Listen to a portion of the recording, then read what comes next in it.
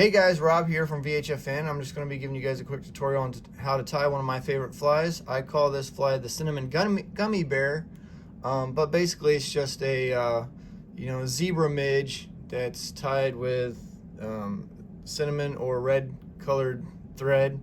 Very simple pattern to tie. So if you're a beginning fly tier and you want to tie something that's going to catch fish, that's very simple, that you can whip out a dozen of these in a half hour, then this fly is for you. First off, we're going to be using the size 12 scud fly. It's a little bit bigger than what I normally would tie this on. I would generally tie this on a size 18, but for tutorial purposes and for learning purposes, I'm going to be tying on a larger fly hook than what I generally use. So I generally use the size 18s to tie this fly, maybe a 16, but I rarely go bigger than a size 16. All right, so this is a bead head style nymph. So I've already went ahead and put the bead on the hook, put the hook in the vise here.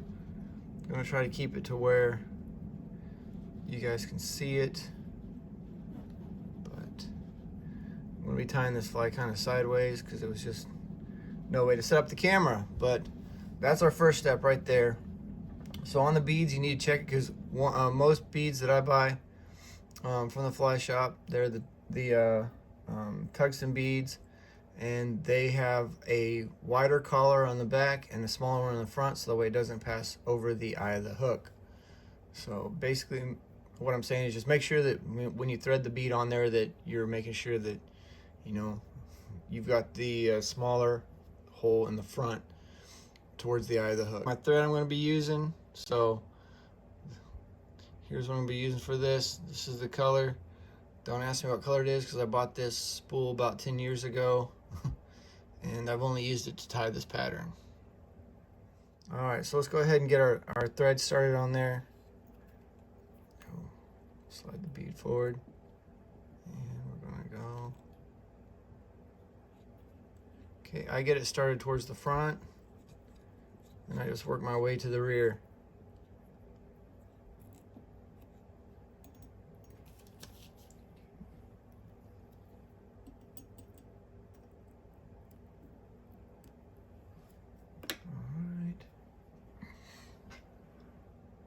Next up, we're going to be tying in our ribbing material. So I got some gold ribbing material here. So I'm going to cut off a length of that.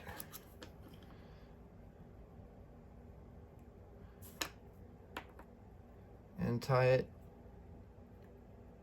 into the fly towards the rear.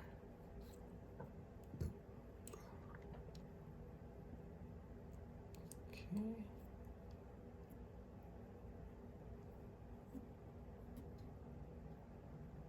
Just like so. And that's about as far down on the hook as I'll go. I've seen some patterns tie it all the way down the shank of the hook into that curve, but generally this is as far as I generally go with this pattern.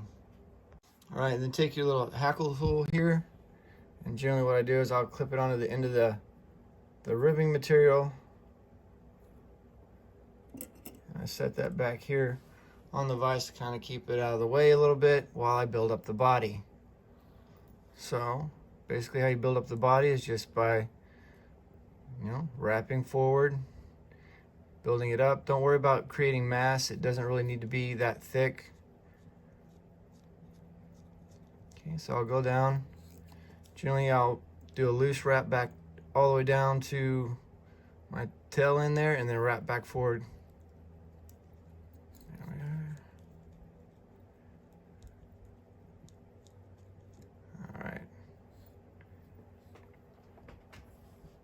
So after this step, you should have something that looks like that. All right, and then now for the ribbing on this. So using your hackle clamp there, just go ahead and wrap it forward.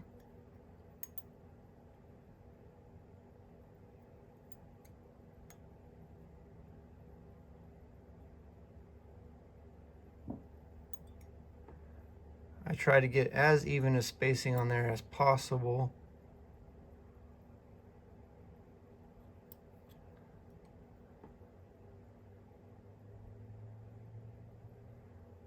ahead and wrap that all the way down to the bead head.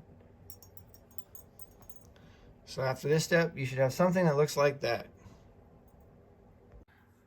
All right, so this view is a little bit better, kind of shows you closer what's going on there with this pattern. So there we are at that. So, okay, this is wrapped around my thread. Okay. So basically, just kind of hold that out. There we are. And give yourselves a couple wraps to secure the gold ribbing.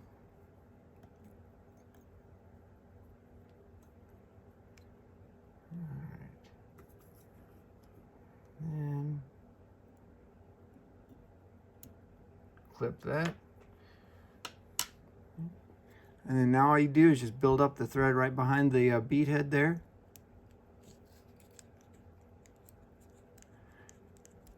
Just like so. Doesn't have to be perfect, doesn't have to be, you know, beautiful per se, but then, you know, that's what you're left with right there. And then what you'll do is you'll finish it off with a whip finish and use just a dab of head cement. Sometimes I've seen this pattern with some epoxy built up on it all over the body to give it a little bit of depth. And that works great when you're using a cream color, because then you can make it look like a wax fly with some black ribbing. But this is it. This is basically the Cinnamon Gummy Bear. So one thing I generally do as well to increase my hook sets on this is I'll take and just gently push this to where the point's off to one side. I found that typically increases my hookups with this type of fly. So there you have it, Cinnamon Gummy Bear.